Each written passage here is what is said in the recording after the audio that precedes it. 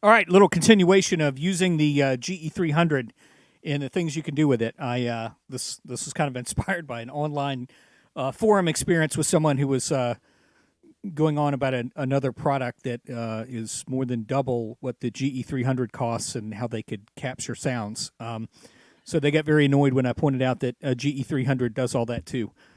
So anyway, this is the output of that. I'm going to show you a couple of patches that I've got where I've captured some of the amps that I own and pedals that I own. So let me just play a little bit, and then we'll get into it.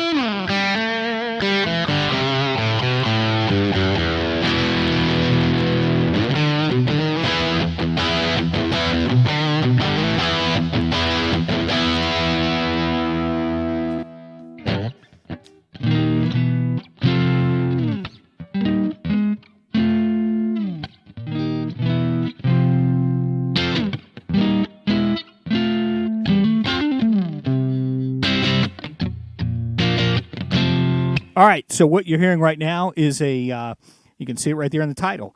It's a code, Marshall Code 50, that I've captured the cabinet for the Plexi. So I'm using the GE300. I've got a Plexi, and what you just heard when I punched in, it was an 808 in distortion in front of the Plexi.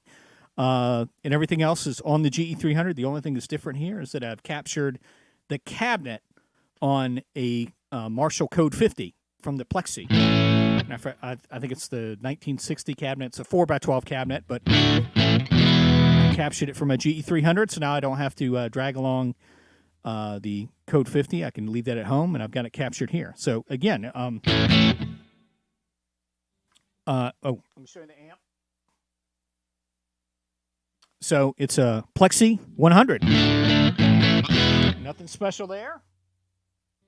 And there's kind of the secret to it. It's my Code Plexi, and I punched up the bass on it. And you can see that in the EQ, and it's pretty nice. I'm playing a Fender Strat neck pickup. Let's go to the bridge. It gives it definitely that Marshall crunch. And then when you click in the overdrive in front, a little healthy delay.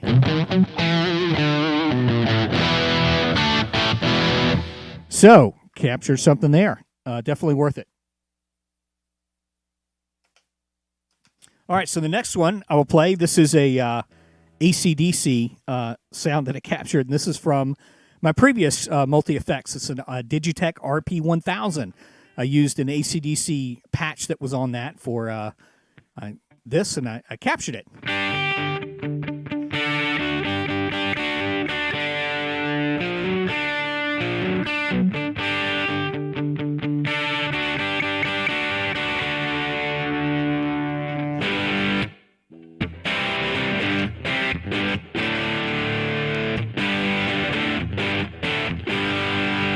All right, let's click it in. I'm putting my Strat in a humbucker mode, so it's a little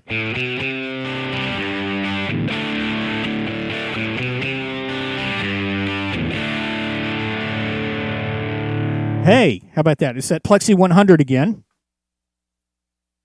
But you can see that the capture here is my RP AC/DC capture. That's what I've named it.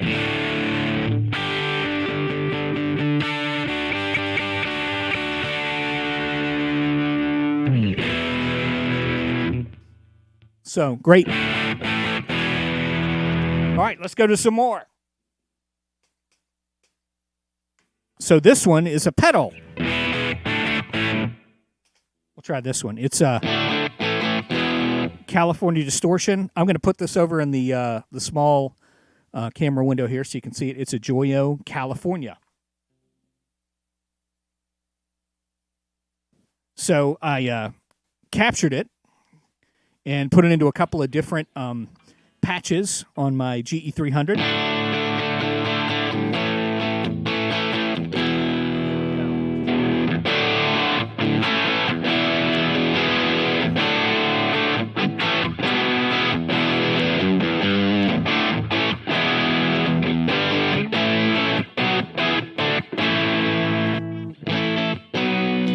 neck pickup.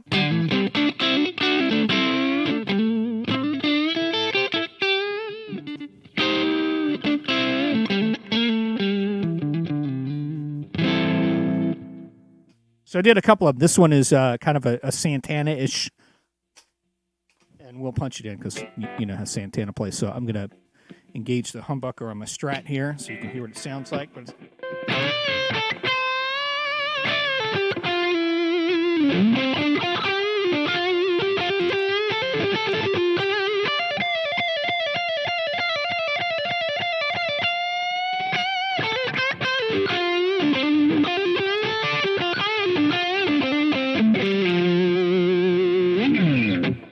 and again, it's the same pedal. It's that Joyo California pedal. I've you can see there's a lot more effects that I've applied to it, but the core of that sound is the captured pedal. All right, let's jump to another one.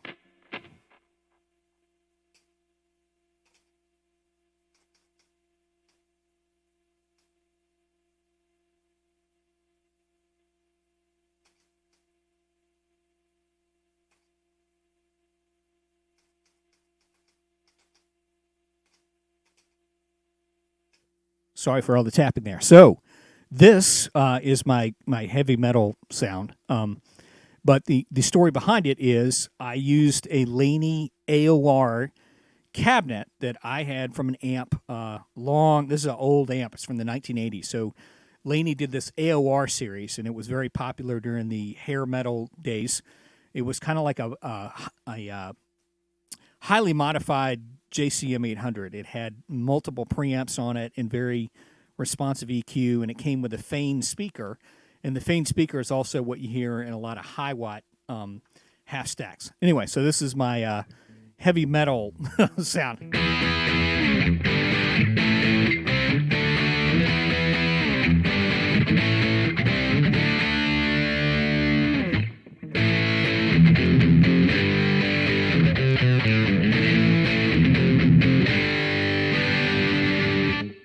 And that's without any distortion front. Here we go with something in front.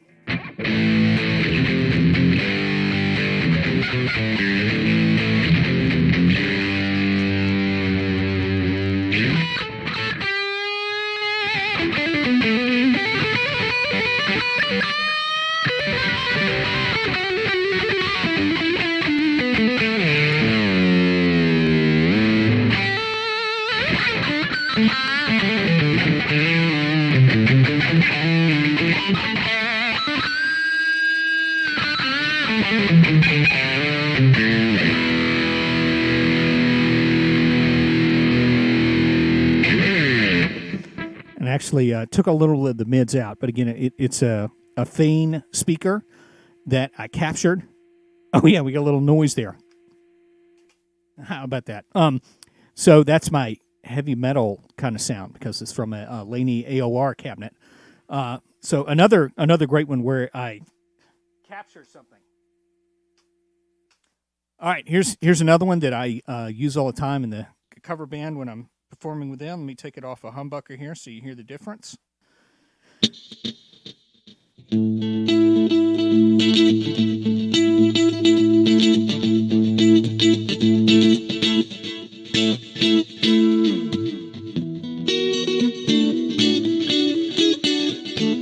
It's my U2 delay sound.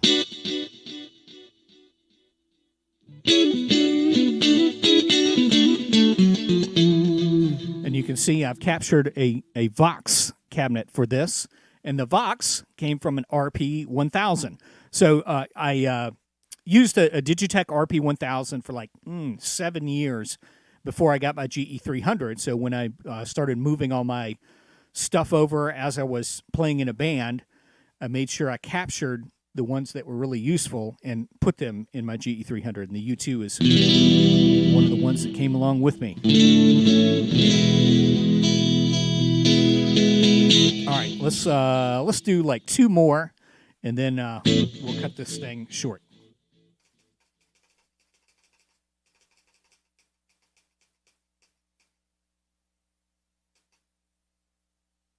Okay, so this bank, I wanted to start on this. This is basic Plexi here. The next one is the one I want to talk about. This is a SuperFuzz, and I'm going to show that in the other camera. It's a Behringer SuperFuzz, although mine is, I've modified it.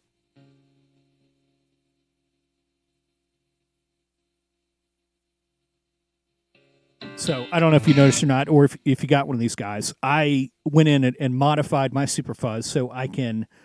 There are 3 EQ settings that it comes with. I modified mine so I actually have a setting between 1 and 2. It's kind of the 1.5 setting. So I have that on a toggle switch, so I can cut that on, and I have a toggle switch I added to turn the Octaver on and off. So this is a modified SuperFuzz, but I captured it in the ge300, so I don't have to roll along. And the fuzz typically overdrives my audio interface, so I imagine it's probably going to do that right now. But you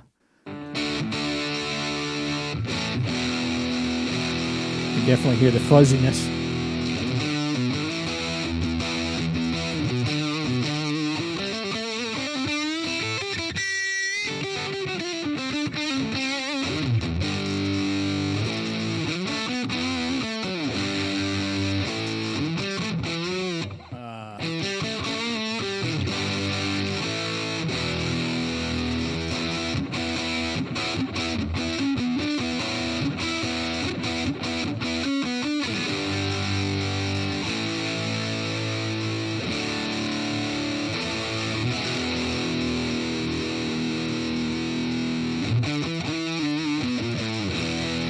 So that one is modifying the, what have I got? I've got the gray phase is the fuzz, but I'm using my SuperFuzz modifier for it. And you can see I've jacked up the mid-range on the EQ for the capture that I did to kind of get that sound. It probably should be louder, but it's definitely got that super... you know,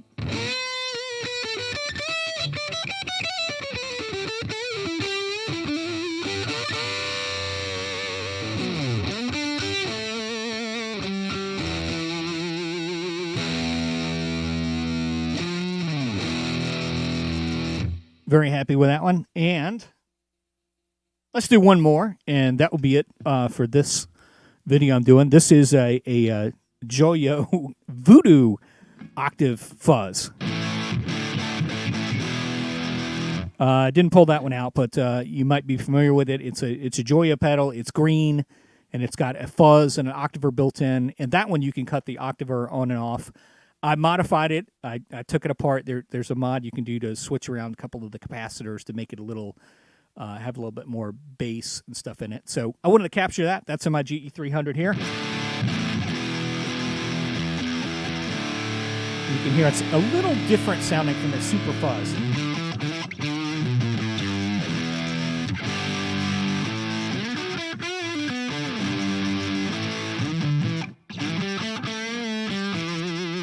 Forgot that little lead part.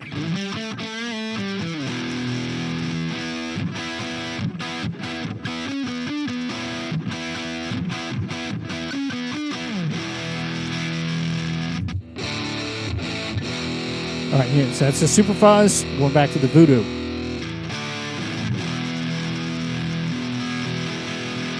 So it's almost more like a Big Muff.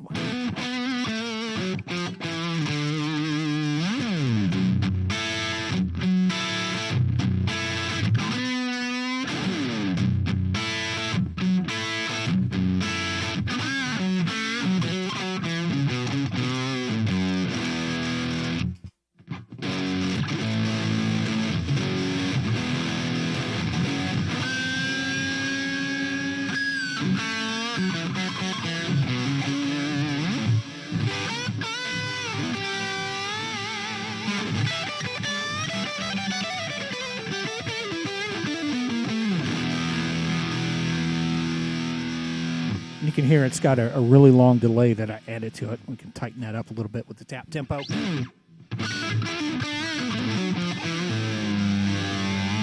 Oh, no, it's not. The tap tempo's not on this one. Let's do that first.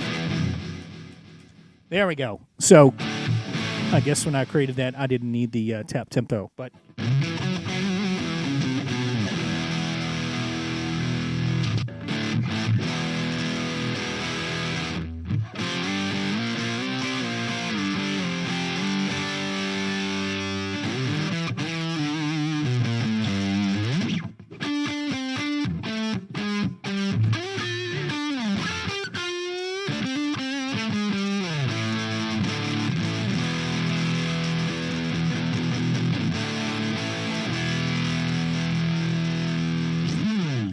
So anyway, in summary here, remember your GE300 has the capability to capture different sounds from pedals and amps. And if you take advantage of that, if you're moving from a amp you had before or a multi-effects that you had before, you can capture it and take it along with the GE300 to your gigs without having to have, several amps going along. And here's the secret for those of you that hung around this long on the video. The thing that helped me when I captured this, I used, for the cabinets, I used an SM57 microphone that I went into a Joe-Meek 3Q preamp, and then I did the output from that into my GE300. So I had a outboard preamp that's a really nice sounding preamp for guitar cabinets. It's about $300 new, something like that. But definitely check out the Joe-Meek preamps if you're doing recording. I mean, if you're not doing a lot of recording, probably not worth it for that. But absolutely the thing that really helped out to get these cabinets really nice into the GE300, and I can go back to it and create actual IR files in the future if I need it. But the Joe-Meek was really kind of the secret sauce that really helped with that. And the pedals are you just plug them into the GE300 and play something through them, and they come through. But don't forget that GE300 has got a great way to capture things, and much to the dismay of people that are fans of other products that cost over $1,000, the GE300 does it, and it's well below $1,000, and you can get that capability. Now, I'm not saying the other ones aren't great, and there's lots of other great features with them, but if you're really interested in a multi-effects device that you can do captures and have a synthesizer, the GE300 is something you should pay attention to because it's really capable of doing that sort of thing. So hope you got something out of that, and for those of you that hung around to the end, you got the secret sauce that I used to get my cabinets captured. Hope that's useful for you. Make sure you subscribe for more gear demos. Always doing all kinds of fun here. And you can tell from this little sampling session that I went through and showed you, I've got lots of little pedals that I'm always modifying, changing around. And I definitely want to take them along to gigs without having a hopscotch on all my pedals. So I capture them with the GE300, and it's a great way to do it. So later on,